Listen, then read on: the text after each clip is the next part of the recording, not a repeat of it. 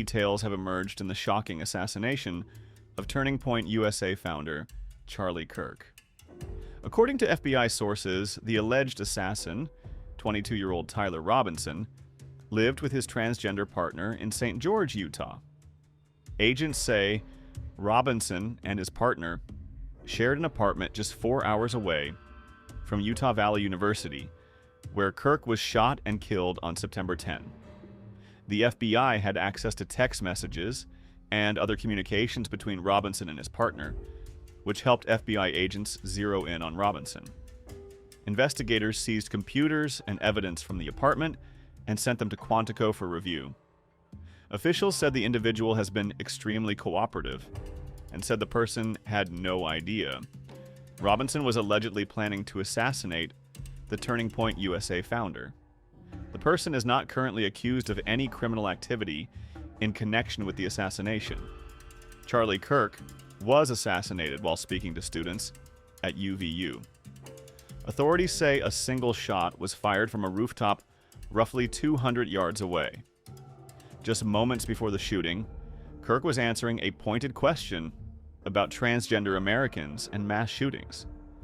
Those would tragically become his final words. The 33-hour manhunt ended when Robinson's own father recognized him from surveillance footage and turned him in to the FBI after urging his son not to take his own life.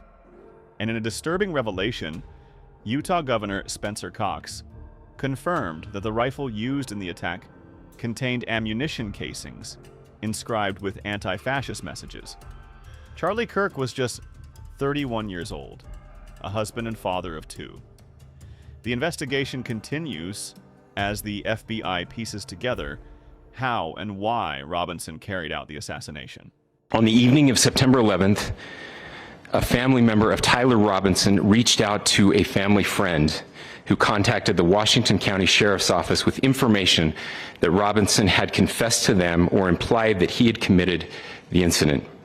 This information was relayed to the Utah County Sheriff's Office and scene investigators at Utah Valley University. This information was also conveyed to the FBI. Investigators reviewed additional video footage from UVU surveillance and identified Robinson arriving on UVU campus in a gray Dodge Challenger at approximately 8:29 a.m. on September 10th, in which he is observed on video in a plain maroon t-shirt, light-colored shorts, a black hat with a white logo, and light-colored shoes.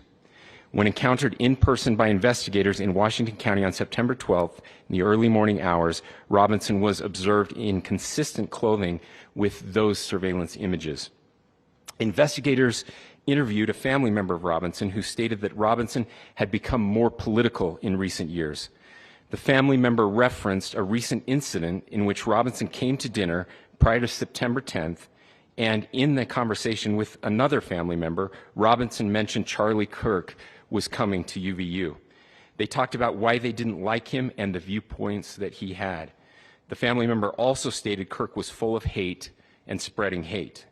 The family member also confirmed Robinson had a gray Dodge Challenger. Investigators identified an individual as the roommate of Robinson.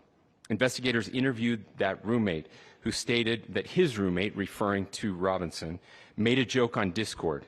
Investigators asked if he would show them the messages on Discord.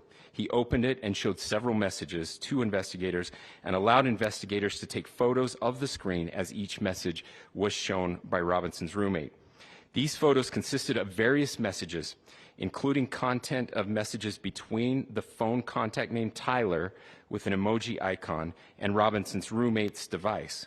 The content of these messages included messages affiliated with the contact Tyler, stating a need to retrieve a rifle from a drop point, leaving the rifle in a bush, messages related to visually watching the area where a rifle was left, and a message referring to having left the rifle wrapped in a towel.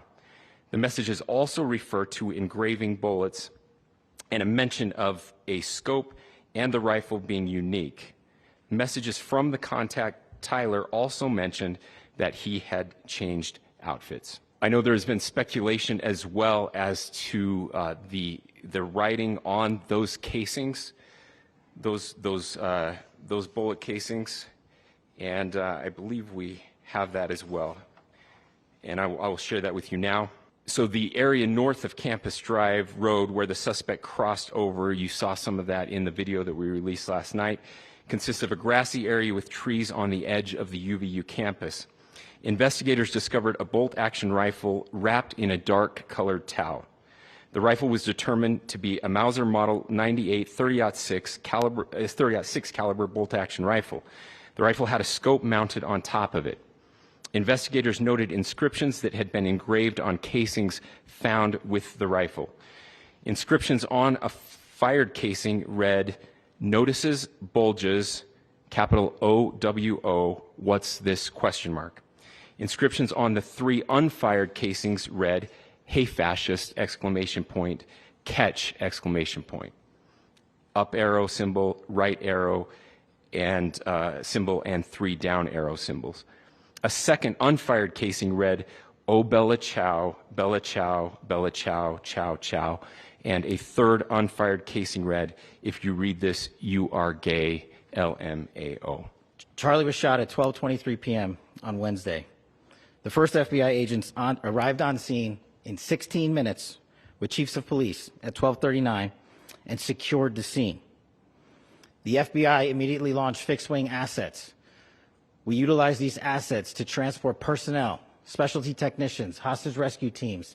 We also utilized these assets to go back and forth from the East Coast and here in Utah to transport forensic evidence and other evidence that will be analyzed and is being analyzed at our FBI laboratories in Quantico and other laboratories, including the ATF.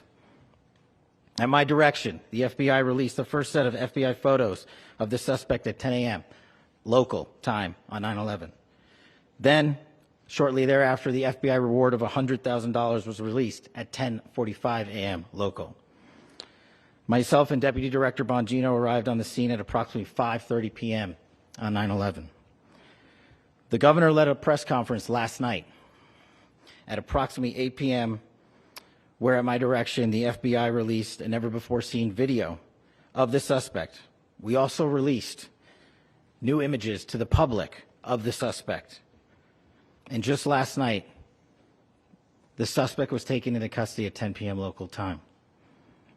In less than 36 hours, 33 to be precise, thanks to the full weight of the federal government and leading out with the partners here in the state of Utah and Governor Cox, the suspect was apprehended in a historic time period.